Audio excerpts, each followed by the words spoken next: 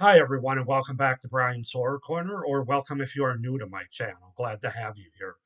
So, we're going to continue with my 1980s horror series with 1981. And we're going to take a look at the third movie this month that I'm reviewing here. And this is another one that I streamed off of YouTube. Um, excuse me. I'm sure you can stream it other places too. I probably should do some research on that before I do these videos to let you guys know. But yeah, I mean, if you go on Google or something and just search the title's name, I'm sure it'll come up with streaming options. But I streamed it on YouTube, just like I did the previous movie. And the movie that we're going to take a look at today is, again, I don't have a physical copy of it, obviously. The movie is Ghostkeeper from 1981. And this is a movie that I hadn't seen before, really didn't know much about it before. And having done some research and watched it and stuff, I kind of realized why. It's a bit of an obscure, low budget B horror movie. But let's just go ahead and get into Ghostkeeper. So this is a 1981 Canadian supernatural slasher film directed by James Makachuk and starring Reva Spire, George Collins, and Murray Ord. Um, its plot centers on a trio of snowmobilers in the Canadian Rockies who become stranded at an abandoned hotel where the elderly female innkeeper is hiding an evil entity within the building. The film is inspired by the Wendigo legend of North America.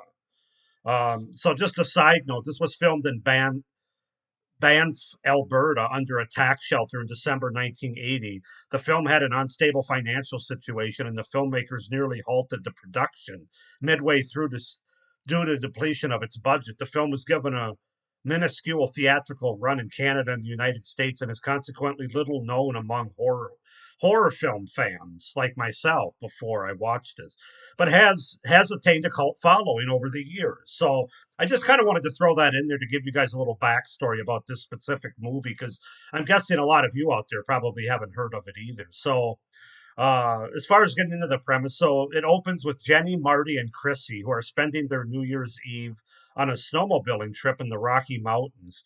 After talking with a storekeeper at a ski shop, the three decide to go riding before dark, but end up caught in a blizzard.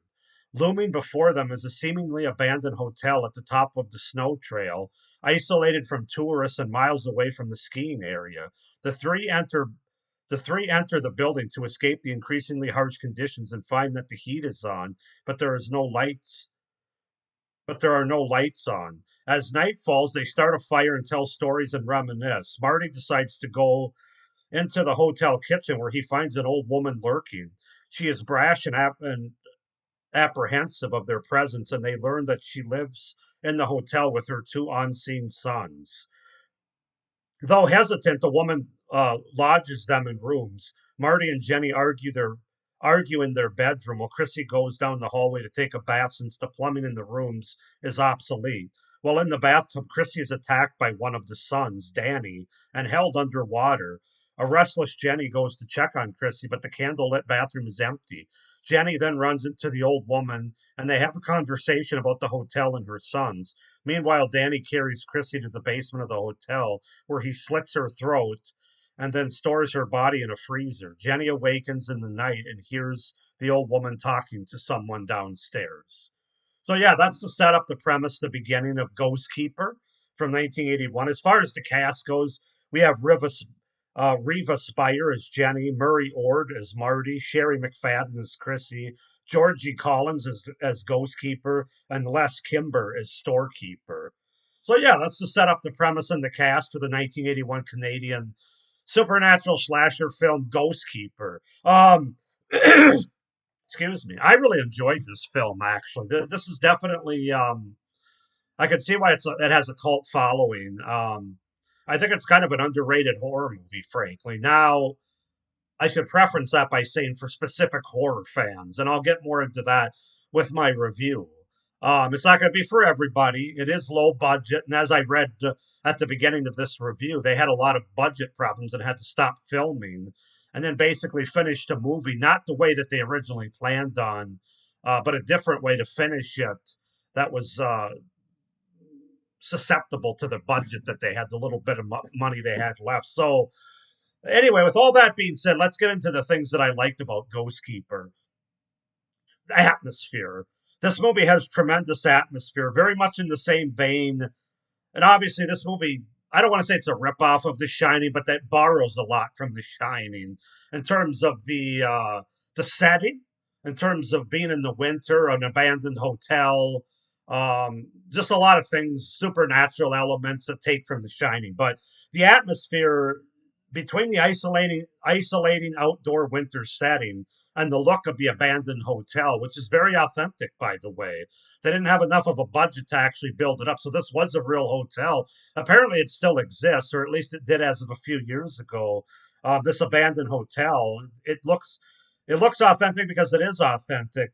The movie's just dripping with great ghostly atmosphere of this of sort of an old time movie. Like if you from the 70s or the 80s, you put on one of these old time atmospheric ghost movies. That's what this movie has going for it. And I really enjoy that. Not everybody does. I know more people are into to kills and gore and things like that. But if you're somebody that's into a slow burn, atmospheric ghost kind of movie, definitely check this one out because this movie is just dripping with atmosphere. The Ghostkeeper character, played by Georgie Collins, really steals the show here. She's really creepy, very well played by Georgie Collins, kind of the central figure, frankly, and the weight of the whole movie. There's one scene earlier on in the movie in particular where uh, you can see an eye behind a closet door as one of the characters is closing a window that's opened, and the snow and the wind is blowing into the room, making it colder. It's just a very creepy, effective part. No, not a cheap jump scare, but rather just a very eerie and creepy moment. But yeah, that character of the Ghost Keeper is definitely the she's the main villain of the movie. Even though this movie talks about being the legend of the Wendigo, um, really, the Ghost Keeper is the main villain of this movie. Excuse me. Um, and she does a great job. Like I said, Georgie Collins steals the show very well, acting in that character, and the character really is quite creepy with her looks and what she does, and you can just tell there's something off about her.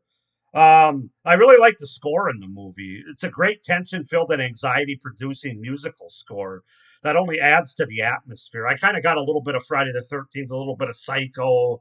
The score is, I mean, we've heard bits of it before from other movies that it probably borrows from, but it's very effective. And it's definitely another character in the movie. So I really like the score. Another character in this movie is the setting, the outdoor in the middle of winter with the snow covered mountains and the trees is very much another character in this movie. Very much adds to the atmosphere. Just absolutely love the setting. I grew up in a family of snowmobilers. We had a couple of snowmobilers, and even though I'm not big into snowmobiling now, the fact that the movie it opens with snowmobilers right away, that kind of got me attached to the movie because there's some um kind of reminded me of days gone by, a little bit of nostalgia there, if you will. And then, like I said, the snowy setting is just wonderful. This outdoor, isolated, snowy setting. So good cinematography for this movie with beautiful snow-covered mountains and trees, as I said. It's really a top-notch location. That's because they actually did shoot in Alberta, Canada. And I guess they actually did get snow during the shooting of this. So everything's very authentic. This is a movie where 90% of low budget movies where they're running out of money really end up a pretty poor product. But this movie's actually great because of the low budgetness. In other words, a lot more is authentic here. A lot more seems real because it is. They didn't have enough money to do like big practical gore effects or a lot of great makeup effects or anything. What you see is what you get in this movie because they didn't have a budget for anything more than that. And in a weird way, that actually kind of makes it better, I think. It has that low budget movie, but not low budget quality. I think the quality makes it creepier because it's more authentic. And that's what I can say about this movie. Um, because everything's very real, so you believe it. And then finally, I like that the ending of this movie, which I'm not going to give away, it's kind of an ambiguous ending. I mean, when I watched it, I wasn't quite sure what was going on. I kind of had to think about it because It's not just a supernatural slasher film as described. There's a little bit of psychological involved here. There's some twists that are involved here at the end, but it doesn't spoon feed you what's going on. It's kind of ambiguous, and I like that in certain movies, and this is one of them. It doesn't spoon feed the viewer, but it's a very creepy ending. And when you kind of think through about what's going on, it's even more creepy. And so, yeah, I just kind of liked how they wrapped up the ending, even though clearly it wasn't the ending that they originally wanted. Um, so yeah, then I'll go from there. But those are my pros for this movie. Very underrated movie if you're into slow burn atmospheric movies. So now getting into the cons, and I only have three of them. It won't be for everyone, like I said, because it is a slow burn movie. Um, as it is a low budget and unfinished originally from the original idea that the movie has to be more atmospheric. It has to be more authentic. Real locations, real settings, a real hotel. Because, like I said, they didn't have money to do anything else, so it's less about kills or gore or practical special effects or anything like that.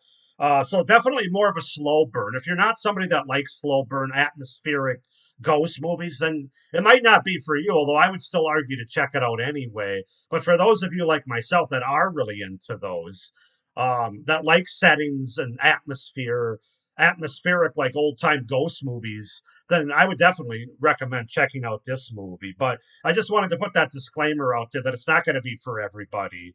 Also, I feel like the first half of the movie where they had the budget yet was you can tell there's a difference. It's paced better in the first half of the movie than the second half. The second half, well, it still worked for me from that ambiguous standpoint I was talking about. You can tell there's a little bit more. It's a little bit more quick cuts and a little bit more thrown together.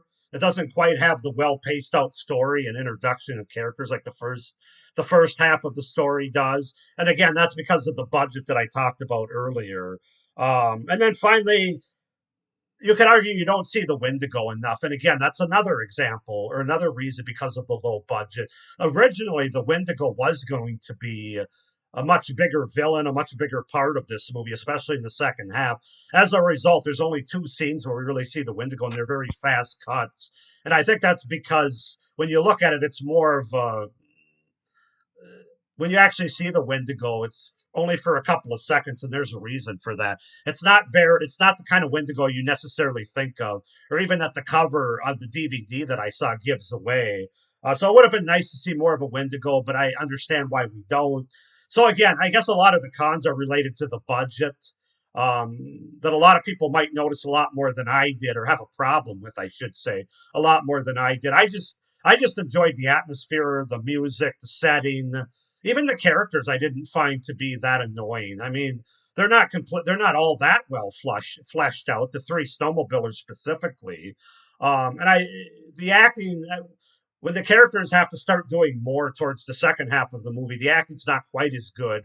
But in the first half of the movie, when they're just stumbling upon this hotel and they have conversations, I actually thought that was pretty authentic and pretty well acted as well. So, with all that being said, that's my way of saying I really enjoyed Ghostkeeper. I've already looked into maybe adding it to my physical media collection, although I can tell that it's not. It was released like 10 or 12 years ago, I think, and I can tell that it's out of print because it's very costly out there. Even the DVD, you're looking at 20, 25 bucks. The Blu-ray, you're looking at even more than that in some instances. So I'm probably not going to be in a huge rush to get it, but I certainly am not against adding it to my collection because I am a big atmospheric ghost kind of, not really ghost, more atmospheric kind of horror movies.